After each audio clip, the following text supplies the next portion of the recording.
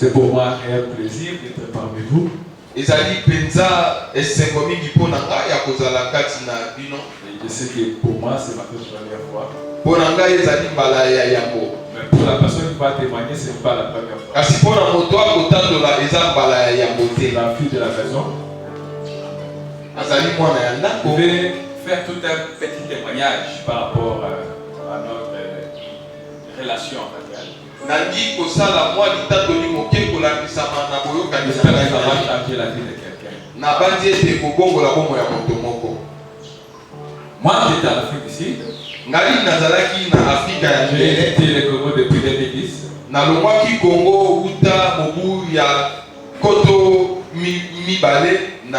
Par la grâce du Seigneur, aux environs 2014-2015.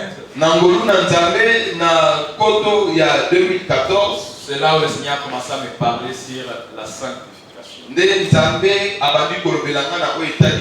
À travers plusieurs témoignages que je suivais, bien sûr. Mais je me demandais toujours. Je voyais ça ailleurs. Il n'y a pas quelqu'un dans notre pays que le Seigneur a fait grâce de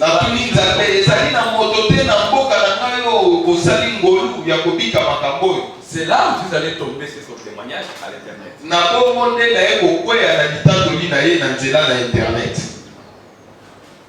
La toute première fois où j'ai vu la vidéo,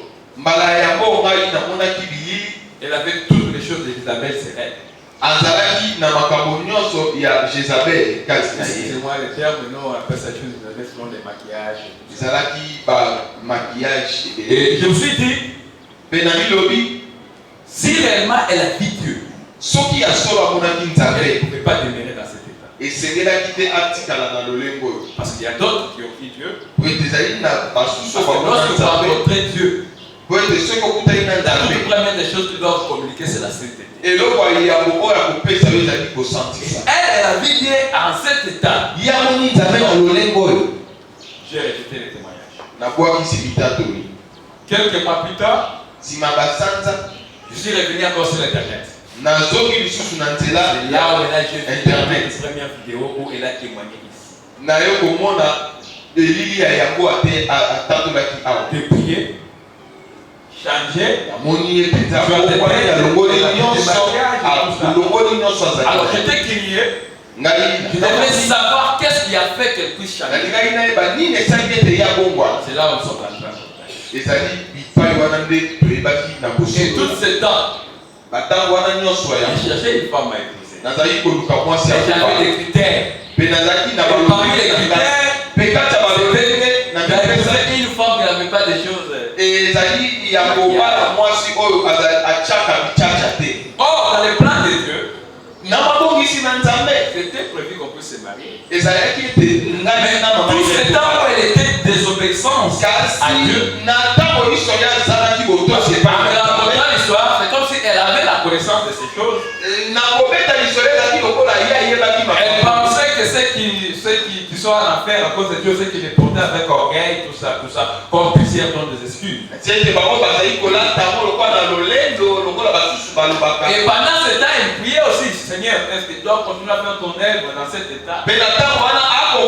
Oh, la chose qui était l'obstacle pour elle pour les mariages, c'était ces choses. Là, j'ouvre les parenthèses. Pour dire aux enfants de Dieu, il y a beaucoup de choses qui viennent faire ton chemin. À cause de ta désobéissance. Il y a des choses qui ne viendront pas dans ta vie. Tu ne prends pas les risques d'obéir Dieu. L'obéissance vaut mieux que les sacrifices. Et lorsqu'elle a obéi, la porte du mariage est ouverte. Bien qu'elle avait toutes les expériences possibles, le mariage ne pouvait pas venir vers sa situation. Si elle n'obéissait pas, et le jour où elle a obéi, le Seigneur a tiré quelqu'un de quel temps. Et aujourd'hui on est ensemble.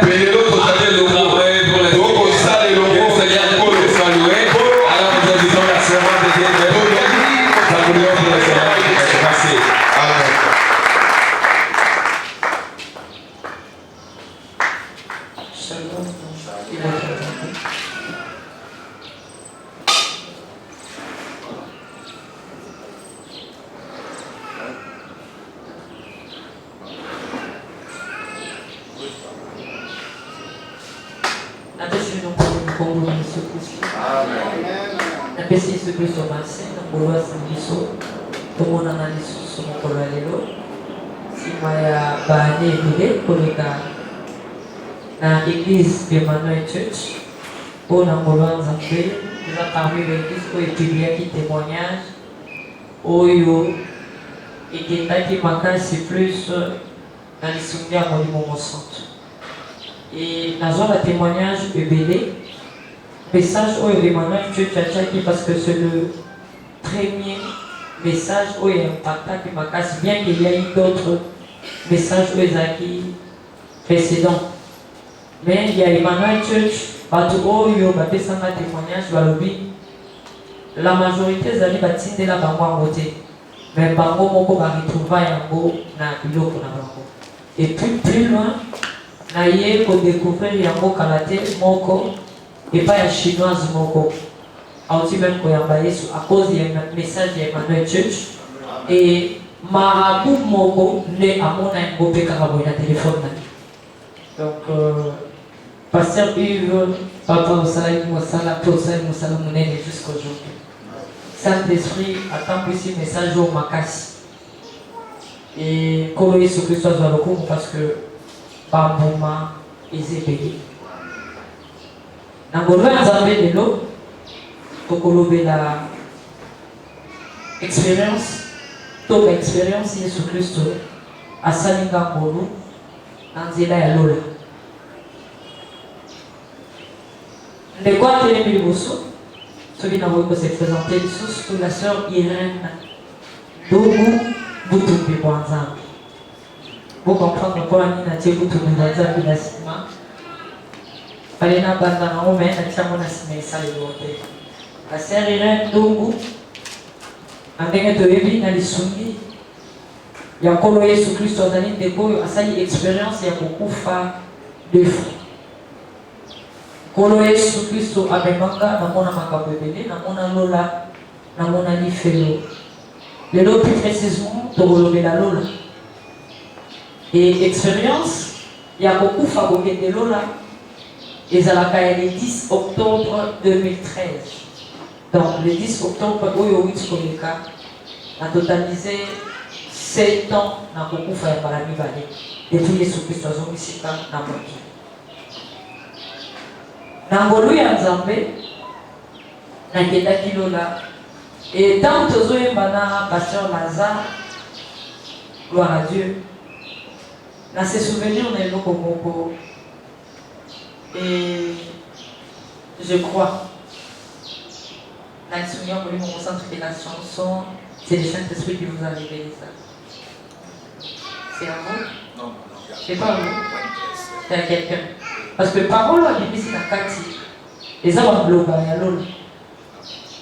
Et je dois rester là où il est maître. Et la kati à l'eau là, les amis, plus à l'eau là, le maître s'intéresse à l'eau des spirituels, richesse ou des spirituels. Pas ce qui est charnel.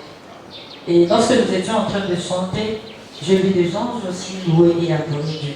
Je crois dans un expliqué au peu canadien par le grâce du Seigneur Jésus-Christ. Yesu Kristo, ta passé ici la expérience et au côté là, les attentes qu'on a dit déjà pour Christ. N'ayambaki Yesu Kristo, wana nabataki déjà au bas et nalola premièrement ezali ntango moto akufi mo Kristo ezalaka tellement esengo et eza na lolenge ebele oyo bakristo bakotelaka lola. Napesaka conseil esengeli kosala makasi koluka okota lola. Ndima ozanga na yo nyonso na mokili na ozanga lola te. Premièrement, na lola ezalaka na tapis moko eza en or réservé na bakristi. Et moto nyonso akufi mo Kristo na mokili esengeli aleka na tapis wana ya or ebandaka kobanda na entrée na porte ya lola wana ozokota. Mais avant okota lola eza na banzembo oyo efungolaka porte et namonaki yango ntango ndeko moko togolaise akufaki. Tozalaki na lola avec le Seigneur Jésus-Christ lui-même. Ntango ndeko wana ya togolaise akufi, le Seigneur Jésus-Christ m'a permis ya komona comment est-ce que mon Christ akuta lola. Qu'est-ce qui s'est passé avec la sœur? Le Seigneur Jésus-Christ a la vie de la sœur. Une semaine avant Akufa. La sœur a eu la vie de Jésus-Christ. Parce qu'il faut avoir autant pour la malbé. Bataille sans malam. Tant bataille sans malam. Azaki touché. Anzimi Koti Kamaso. Anzimi Kokabela Jésus-Christ. Et comme je dis, batailler sur le dépouillement, la sainteté extérieure, que c'est quelqu'un qui a ma mèche, ma plante, à la scène était tellement flexible dans le message. À Ekondima, à l'omoli mèche, à l'omoli plante, à quoi qui va au talon, l'oignon soyaye, à ma bébé, à collant, à j'ai pas mis poussé que c'est la canson de Kapoaki. Alors j'étais là avec le Seigneur Jésus-Christ à son examen image de ce qui s'est passé sur terre. Alors la sœur a s'est dépouillée le jeudi et samedi à Koufi. Alors dans la Koufi, alors moi, Mokili, Azoya Nalola, robe naïza qui toute blanche. Je crois qu'on a expliqué un beau caractère, on va plancher la robe. Et la sœur, Tango Azali Koya,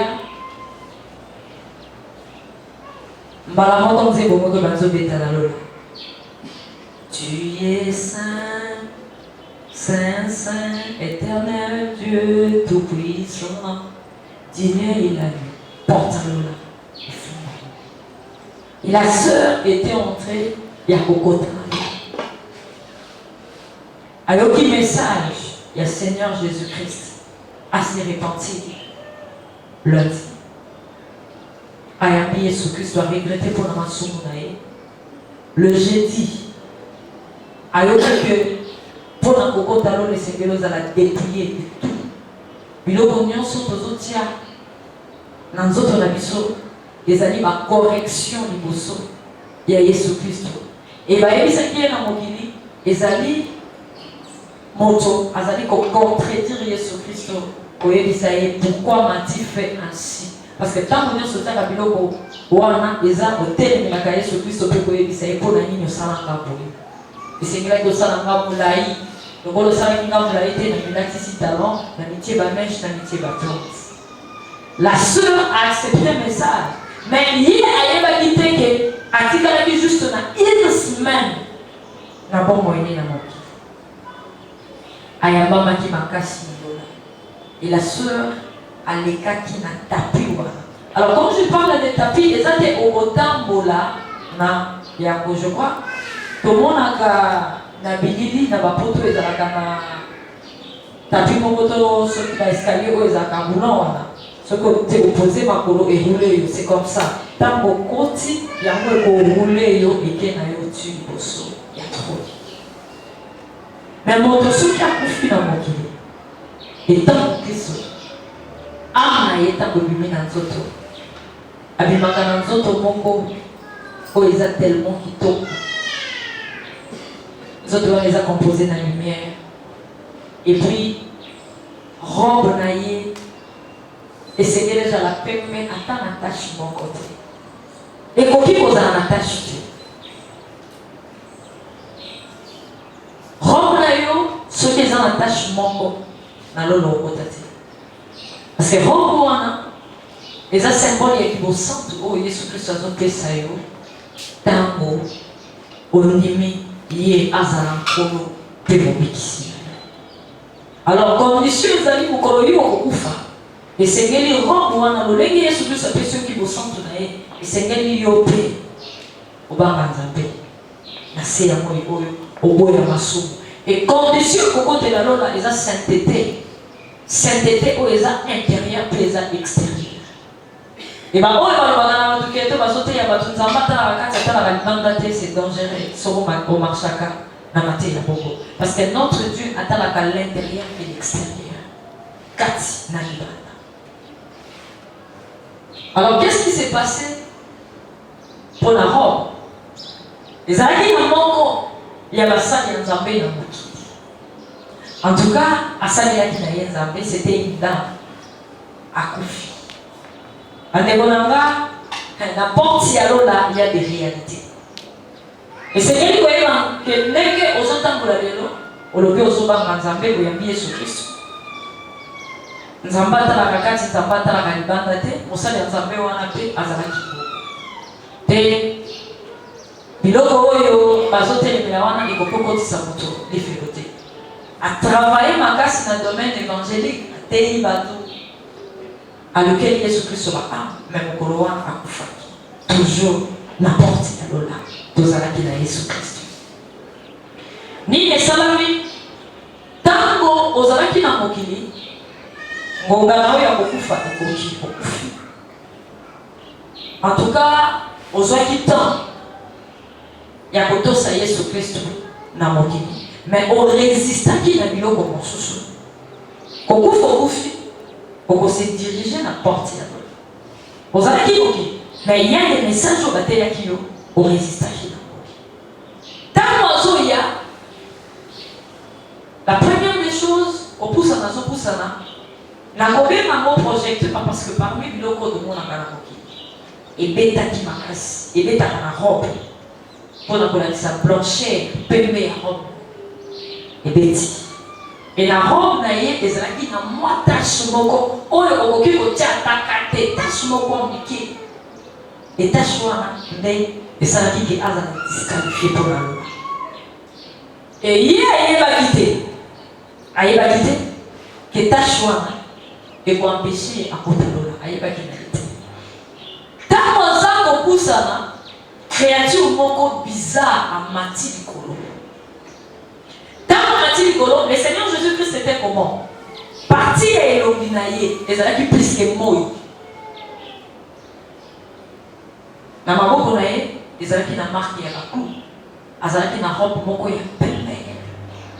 Et le nègre azalaki na robe na ye, peut-être créature bizarre wana azalaki na mais amati qui n'importe quoi. Amati à quel moment? Amati na moment oyo mama oyo wana musali wana azalaki mo Kristo na mokili asalelaki na yepe Nzambe akufi ayena ponza parce que azalaki stoppé porte fungwami mpe moya kota te créature wana zongisi epa ya Yesu Kristo ochangeaka maloba na yo te animisi motu a accepté yango.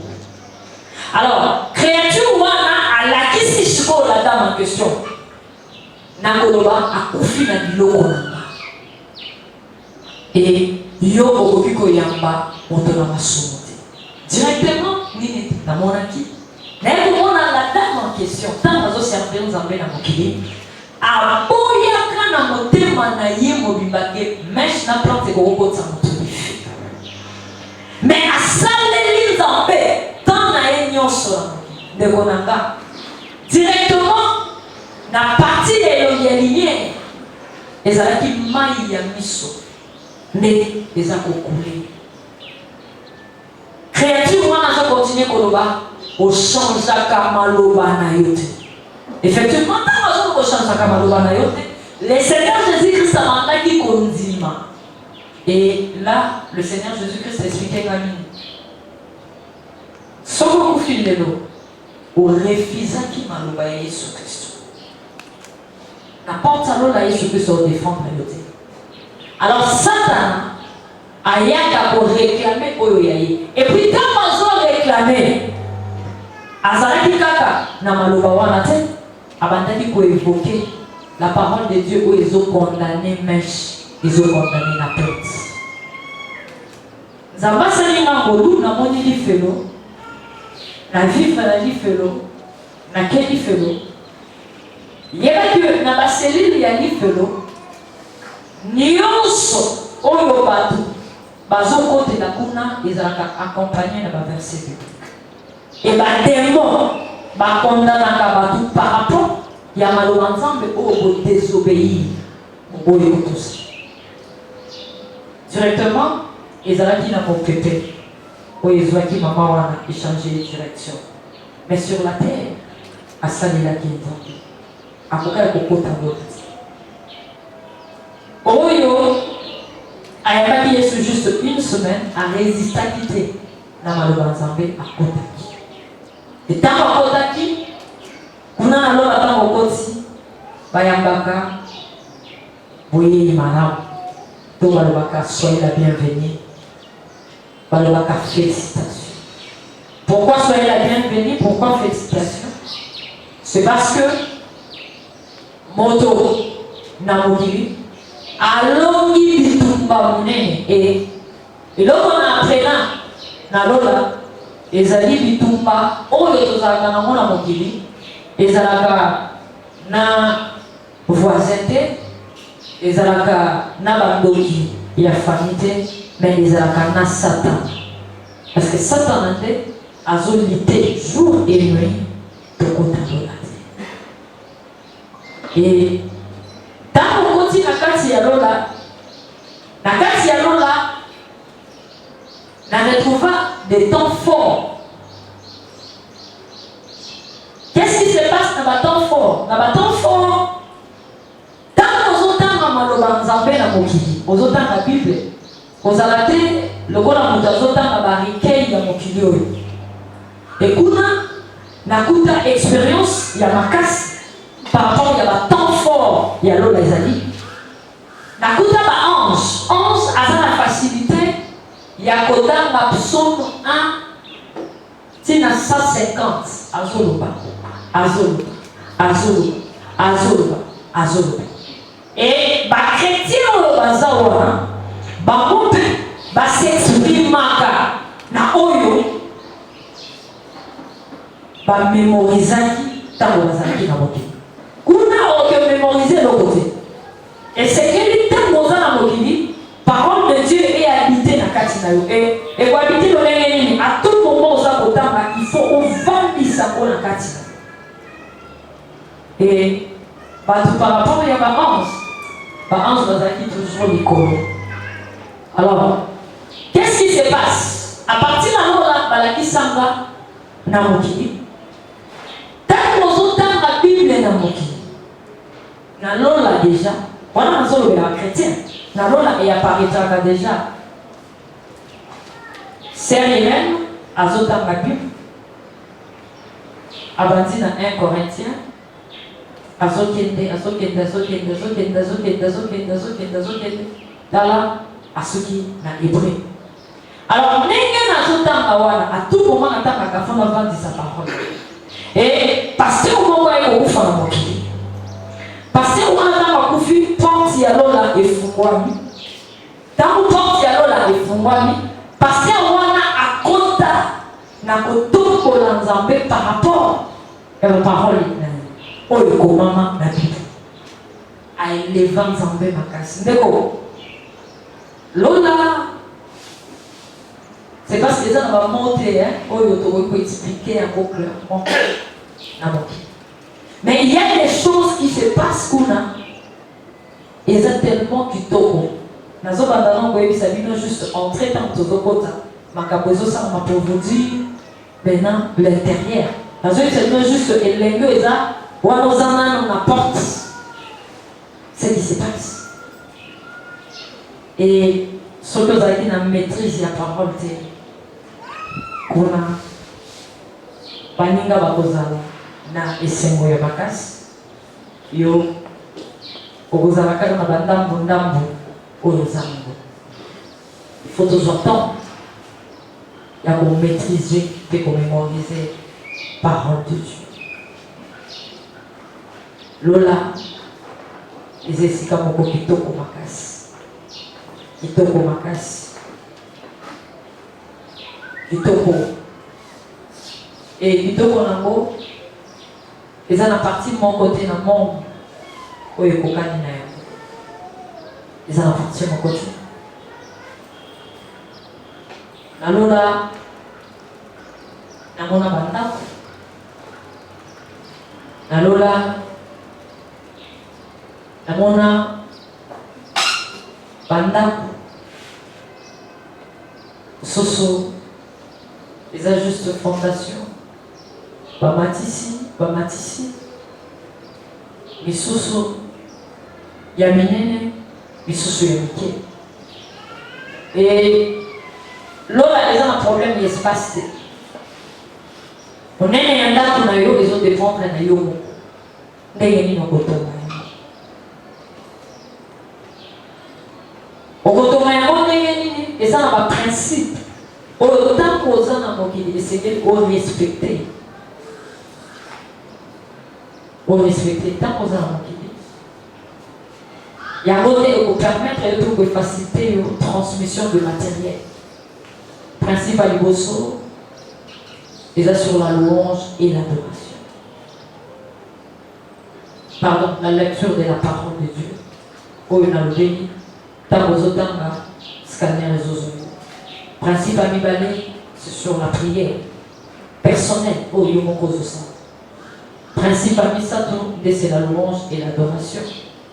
La kati ya louange et l'adoration, il faut yeba que faut yeba na banzeko oyo mataka na lola.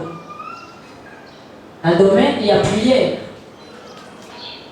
Seigneur, moi aussi, à couvrir mon tonaille, mon bali, mon tour, et ça va poler. Moi, si faut, ça va voiler.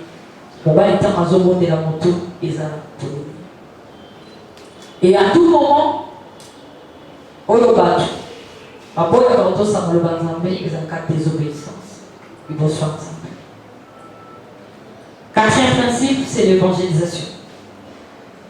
Et ba oyo bakenda kolukela Yesu Kristo ba ame nde baza ba oyo batongaka bandako ya minene makasi.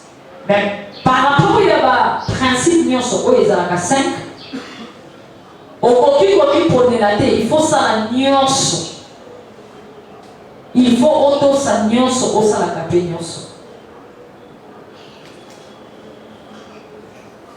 Batoyo bazolukela Yesu Kristo milimo nalona ezape na problème ya emplacement. Par rapport ya emplacement eza bazobenga bango baserviteur ya premier rang. Tolobaka nalola tokokota touti oyemba mwawa nalola tokokota. Esengeli koyeba banzembo toyembaka ce sont des déclarations. À découvrir un groupe de loba. Soki maloba oyo yo oyemba kito oloba ki ba déclaration oyo kokokisa ki yango te c'est l'enfer qui t'attend. Ti toyembaka esengeli toluka totosa. Et maintenant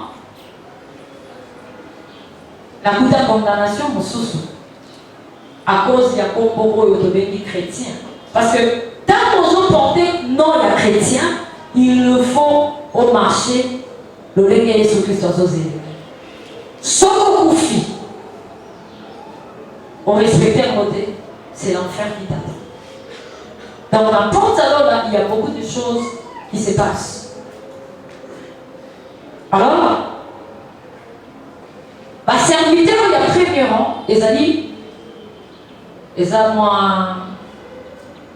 chapitre un peu approfondi, n'explique qu'à par la grâce du Saint-Esprit. Mais les gens n'ont pas expliquer un mot pour lui battre. Ma serviteur il y a premier rang, pour un serviteur à premier rang, dès que tu es pas dans l'eau, là tu es pas dans l'eau, là tu es pas tokokota na lola na biso nyonso tokozala pembeni ya kroni ya Yesu Kristo. Baoyo bakozala pembeni ya Yesu Kristo eza baoyo bakobenga baserviteur ya premier rang. Parmi les critères ya baserviteur ya premier rang ezali évangélisation mpe eza na kati. Donc baoyo bateyaki mpe sango malamu bakofaire partir na bato bakozala nzinga ya Yesu Kristo. Bamosusu bakozala na lola trône ya Yesu Kristo. Na pesi exemple na monga fula Mais moto a se retrouvé dans Niger, Yalola. Nigeria, Yalola. Tellement distance entre Mont-Bafula et Niger. Et yo, au Bobé, là, Jésus-Christ dans la musique, mais au Bozala, la facilité à cause de la peine, il y a Jésus-Christ. Donc il y a des critères, mais le bon a comme une partie évangélisation de l'expliquer. Alors, tout peut battre qui s'en va malade, donc Bazara qui n'a pas quitté. Il y a des choses qui s'en vont malade. Ce qui vous demande, à bon moment, il m'a dit, tu vois, à bon moment, avec le temps, la parole au lieu de qui na robe na yo ya pembe tant on s'est retrouvé dans l'eau là au cause de la bénéficieux il y a la perle na l'eau là na kuti ba perle les autres servir pour la côté en haut na ba robe malheureusement na boki bozola tango parce que puis pas bozola tango boza condamné na pas ça dans la boko tati parce que au boki ko on est une autre naïté au boki la porte à l'eau est cassée. Et ça l'est fort pour côté. Alors, Père de Naron, il y a le Christ. Na Lola, les animes. Les animes, nombre et âme. Oh, yoté. Donc, ce que vous robe na yo na Lola, ils ont 50 pères. Ce qui représente que maman qui est en Bozala, qu'il y a eu 50 personnes. Bah, il y a qu'à payer sur plus sur le et robe na yo ce que ça va perdre c'est que vous savez qui vous savez les amis n'ont pas douté pour y aller qui paye sur Christ dans cela la kuta différence il y avait éclat pénalola et ce qui avait fait aussi que frère la même l'autre dans l'autre là azana robe mon ils ont mis la macasse pour robe na ye les gens n'ont pas perdre le bébé les gens différents n'a pas chrétien.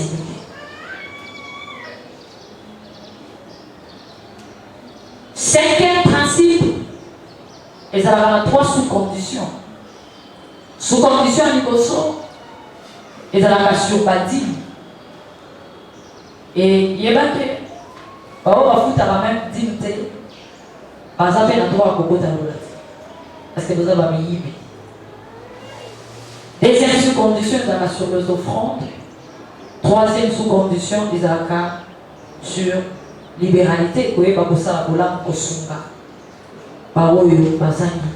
pourquoi? Parce que enseignement va faire ça dans l'eau, va chrétien va raconter ma malade, va chrétien va songa. Wana les autres songa yo, odinda, pas matériel na yo na lola. Na lola, nakuta la louange et l'adoration. La carte de louange et l'adoration, le légué va adorer, capé va adorer, c'est un peu différent. Premièrement, on va concentrer. Alors, on va écouter louange et l'adoration, oui, on va écouter la papa monika, ou on va écouter la papa monika, non, on va écouter mon adoration. Et si quand vous êtes calme, et si quand vous êtes kitoko, na éviter na mobilité de la climatiseur, mais pour un climatiseur les athées, mais ils ont la kitoko. Climat n'a pas de kitoko. Ah, vous se servir dans la lampe, famille. Mais dans l'autre là, vous avez besoin de la lampe, parce que l'éclairage les amuna. Seigneur Jésus-Christ, il est mon pauvre. À ça peut éclairer. L'eau des actes qui tombent. Parce qu'on a juste demi, encore avancé. On va aller déguer l'eau là. Le béni sur ma construction est en table. Dans le béni 5 principes. Ouais, pour construire un table. Dans l'eau là. Louange et adoration. Banzembo et Mamaraguna. Banzembo Moussousou et Mamakana. Mais il y a des principes pour les Zembo. Oyo. et outil dans mon qui est maintenant. Premièrement, il faut dans une source d'inspiration dans mon Jésus Christ est beaucoup. Et à Bible, les gens disent reconnaître Misala et Jésus Christ. Et nakuta nalola bazouk barap banzeko eza na tendance ya bazouk barap kuna le kati. Banzeko oyembi okwaki libanga na moto songolo nalola le kati. Pourquoi? Parce que même ça nalola nzamba kabola la gloire na ina moto te. Donc banzeko ebele oto yebaka moki nalola le kati. Na makambo azoyebisa bino na makambo azoteya bino. Parce que ceux qui ont c'est un grand danger. Et danger dans vos amis, beaucoup de gens et belé dans la vie. Ceux qui vous avez l'église au pasteur Azoba Manzambe. Premièrement, l'église pasteur Azoba Manzambe, vous voyez que tout le monde côté dans l'église a construit l'église. On a construit l'église à sa tête. Parce que pasteur il est Azoba Manzambe. Yosikolo ozo yana kati ya esika ozo to satema lo bazo ebisayo o plus loin ozo te mape pona ko sala la Nzambe tango uti na ko sotono libanda okoti oboyi koyoka otelemi pozo sala la Nzambe directement malédiction fait kota na kati. C'est ce que j'ai appris dans la balakisa qui m'a mokili et belé ba dans l'église au moment avec le temps. Ah Nzambe, mono ayembe na ngayo penza nga yemba kaboye. Nzambe kotika bakata ye opération munene boye. Nzambe kokako intervenir te malade kokozo mono ngeni.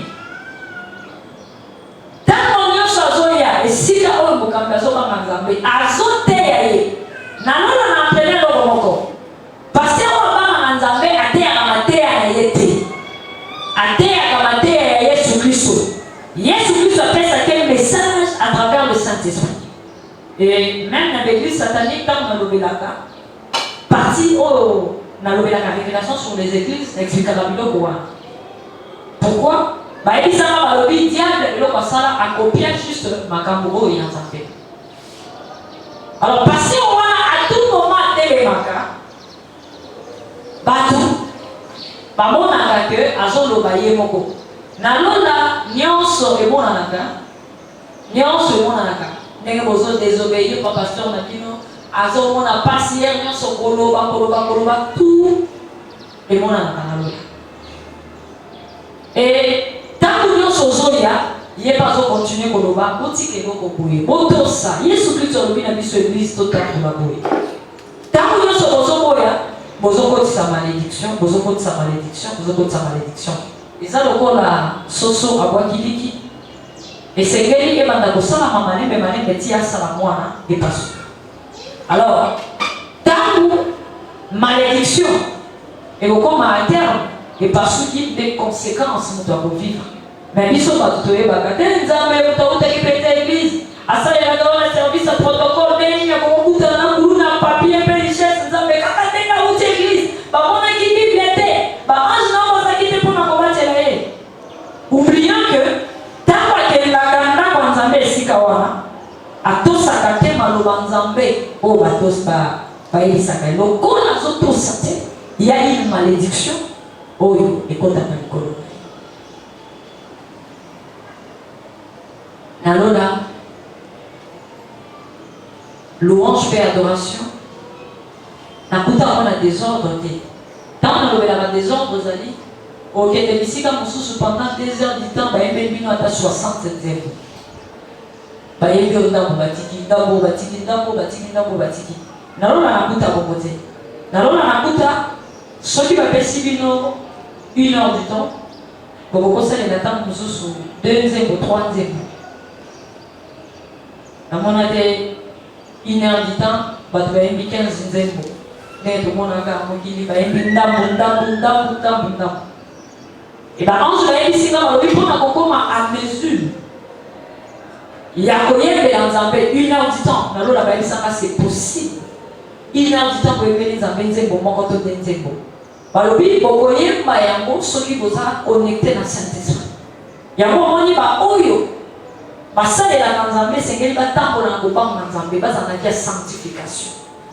Via sanctification nde kosunga bango bazala connecté na molimo mosantu. Alors na kati ya nzembo wana ekozala plus une oyo nakuta na lola baza kotombola nzambe selo baattribu na ye oyo nzambe azali mpe oyo nzambe asalaka.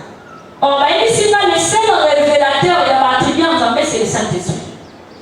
Molimo mosantu nde arevelaka. Donc ntango yo ozoyemba ekozala yo lisusu te molimo mosantu nde azosunga yo nde oyoka place mosusu. En tout cas frère lelo mpenza omemaki biso na mozindo moyo okende kodécouvrir oyo ya kotombola nzambe na lolenge oyo ozwi yango wapi? C'est parce qu'il était connecté na molimo mosantu. Ebayebisi nga c'est possible. Lola eza kitoko makasi. Ebayebisanga balobi na mokili toyebi koluwe mpe koadore na nzambe te. Ebayebisi nga ntango ozoluwe mpe koadore nzambe bamirake esalamaka mpe yango moko kotambola kaka na mabanga ya nzambe. Alors soki oavance na lola namona rivière moko en cristal, namona banzete na lola. Ntango namona banzete komona bango ya sanité oyo toza namona mokili te, c'est différent. Lola eza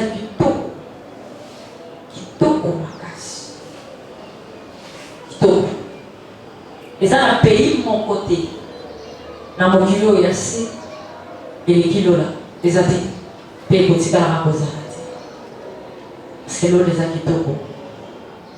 Lola eza kitoko. Alors parti moko namona ndenge totiaka bacrépissage na bandako baange babandeki kobongisa mpe bandako ya bachrétien. Mais na lola eza crépissage te parce que bandako mosusu babandeki kotia baor babandeki kotia badiamant.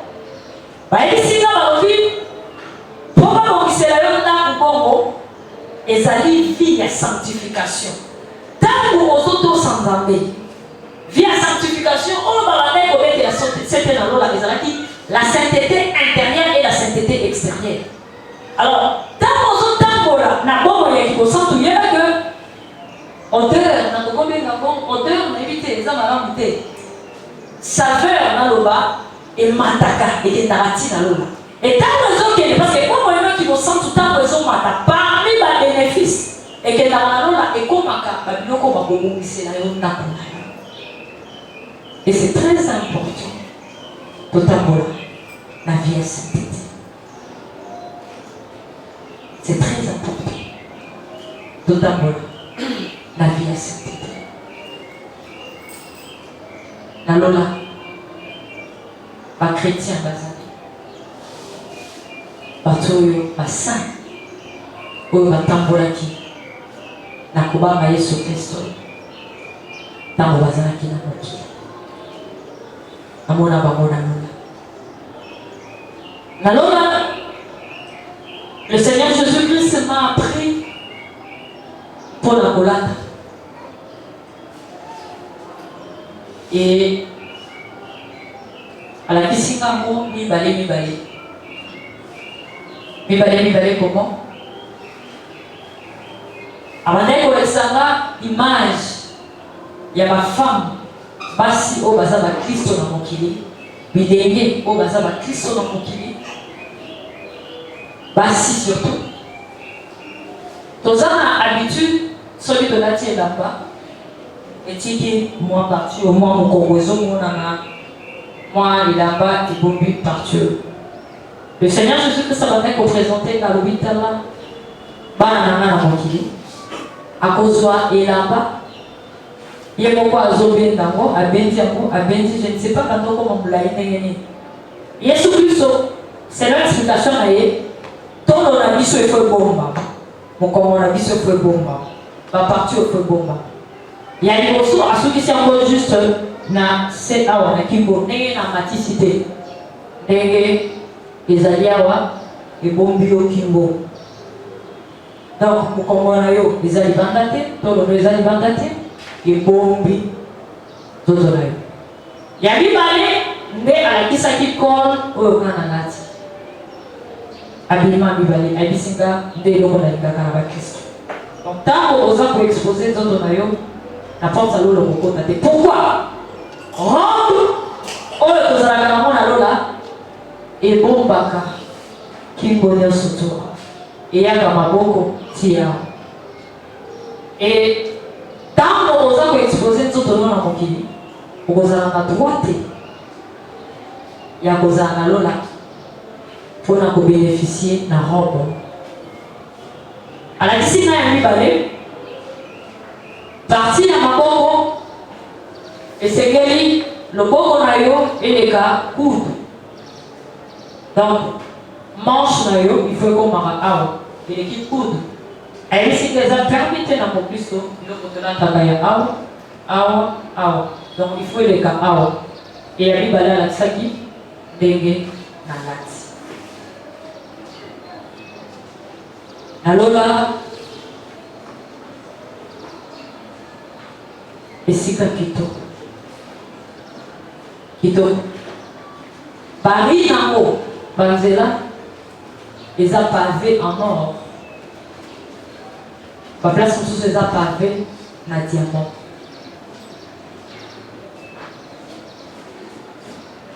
bandako ya milai bandako ya mikuse oyo baange baza kotonga ntango yo opesi bango misala baange wana baza na mosala mosusu ya kosala te si ce n'est que kozela yo opesa bango mosala e bandako wana oza mpe na facilité ya kobuka ngo mpe koreconstruire soki ntango ozalaki na mokili to oza nano na mokili ozwi tante ya kotosa bomoi ya libosantu maloba nzambe nyonso bazoteya yo ntango ozoboya koyoka mpe kotosa yo moto ozwi temps ya kotonga ndako na yo yebaki ozotia bafissure ozopasola et à force ya kopasola yango mingi ekweyaka obongisi na nzambe obandi koreconstruire et c'est possible okota na lola oza na ndako te basantu nyonso baza na lola baza na esengo na lola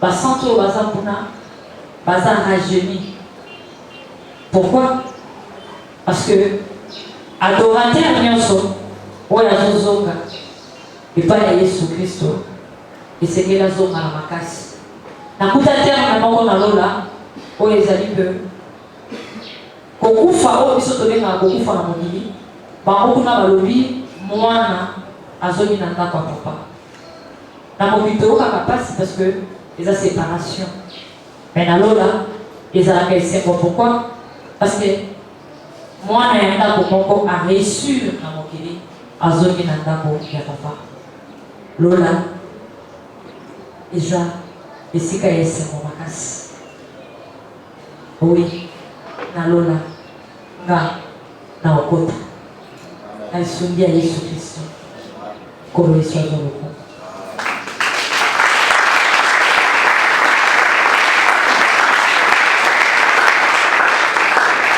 Amen, amen, amen.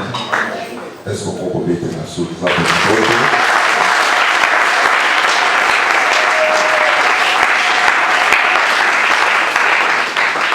Amen.